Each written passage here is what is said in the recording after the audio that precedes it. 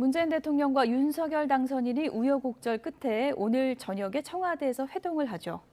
네, 일단 양측은 의제 없이 허심탄회하게 얘기를 나누기로 했는데요. 이 자리에서 윤 당선인은 코로나19 손실보상에 대해서 청와대에 적극 협조해달라고 요청할 것으로 보입니다. 취재기자 연결해서 자세한 내용 알아보겠습니다. 엄윤주 기자. 네, 서울 삼청동 인수위원회 앞에 나와 있습니다. 네, 드디어 오늘 저녁에 문재인 대통령과 윤석열 당선인이 대선 이후 처음으로 만나네요. 네, 문재인 대통령과 윤석열 당선인 오늘 오후 6시 청와대 상춘제에서 만찬을 가집니다. 대선 이후 19일 만인데요. 역대 대통령 당선인 가운데 가장 늦게 만나는 건데 일단 양측은 의제 없이 허심탄회하게 이야기를 나누기로 했다고 밝혔습니다. 앞서 두 사람은 지난 16일 오찬 회동을 가지기로 했는데 만남 4시간 전에 전격적으로 무산됐습니다. 특히 회동 무산의 결정적인 이유로 공석인 감사위원회 인사권 문제가 꼽혔는데 지난 25일 감사원이 인수위 업무보고에서 양측의 협의 없이 감사위원을 제청하지 않겠다고 밝히면서 회동에 물꼬가 텄다는 분석이 나오고 있습니다. 오늘 회동은 유영민 대통령 비서실장과 장제원 당선인 비서실장도 함께 하는데요. 독대 형식이 아닌 배석자가 추가되면서 현안 관련 의제가 테이블에 오를 경우에 좀 더 실무적인 논의가 이뤄질 것으로도 전망됩니다. 네, 극적으로 만나기로는 했지만 양측 모두 풀어야 할 숙제가 많은 상황인데요. 어떤 내용이 주로 논의될까요? 네, 양측 모두 의제 없이 허심탄회하게 나누기로 했다지만 산적해져 있는 민생 현안을 다루지 않을 수는 없는 상황입니다. 조금 전 윤석열 당선인도 기자들과 만나서 오늘 회동에서는 특별한 의제가 없다고 밝혔는데요. 그러면서도 민생 현안이라든지 안보 현안에 대해서는 이야기가 나눌 수 있다고 덧붙였습니다.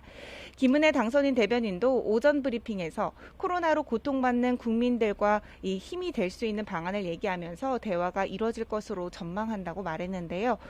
특히 윤 당선인이 약속한 손실보상 문제에 대해 청와대에 적극 협조와 지원을 요청하지 않을까라고 덧붙였습니다. 또 기획재정부의 완고한 반대에도 윤 당선인이 속도를 내려 했던 50조 원 규모의 추가 경정안 속도에 대해서도 현 정부가 함께 공감하고 지원할 것으로 믿는다면서 사실상 입장 변화를 촉구했습니다. 이와 함께 갈등이 표면화됐던 청와대 이전 문제도 자연스럽게 거론될 것으로 보입니다. 이 집무실을 이전하는 데 필요한 예비비 편성을 윤 당선인 측이 문재인 대통령에게 직접적으로 요청할 가능성도 배제할 수 없다는 겁니다. 또 이명박 전 대통령과 김경수 전 경남지사 사면 문제와 중앙선거관리위원회 상임위원 등 남아있는 공공기관 인사 문제 등도 다룰 수 있는 가능성도 큽니다. 다만 이미 양측 모두 회동이 연기되면서 이 신고 권력 간 갈등이 부각된 만큼 각종 의제를 두고 각을 세우기보다는 좀 더 조심스럽게 접근할 것으로 보입니다. 네, 새 정부 인선도 큰 관심인데요. 특히 국무총리가 누가 될지 관심이 높지 않습니까? 네, 내각 구성의 첫 단추라고 할 수 있는 총리가 과연 누가 될지가 가장 큰 관심인데요. 윤석열 당선인 측은 새 정부의 국무총리 후보자는 4월 초에 지명될 것으로 전망했습니다. 김은혜 당선인 대변인은 오전 브리핑에서 통상적으로 총리 임명까지 35일 안팎의 시간이 필요하다는 것을 고려하면 다음 달 초에는 윤곽이 가려져야 한다며 새 정부의 임기 시작과 함께 일할 수 있도록 하는 것이 목표라고 강조했습니다. 현재 안철수 위원장을 비롯해 한덕수 전 총리, 또 김한길 국민통합위원장 등이 하마평에 오르내리는 가운데 이들에 대한 판단을 공개적으로 하는 것은 예의가 아닌 것 같다고 말을 아꼈는데요. 다만 총리 인선은 이 경제부총리나 금융위원장, 경제수석까지 이른바 경제원팀이라는 드림팀이 이뤄질 수 있는 최적임자를 찾는 중이라고 덧붙였습니다. 네, 윤석열 당선인 오늘은 주한 일본 대사와 접견한다고요? 네, 윤석열 당선인은 오늘 오전 이 아이보시 고이치 주한 일본 대사를 접견합니다.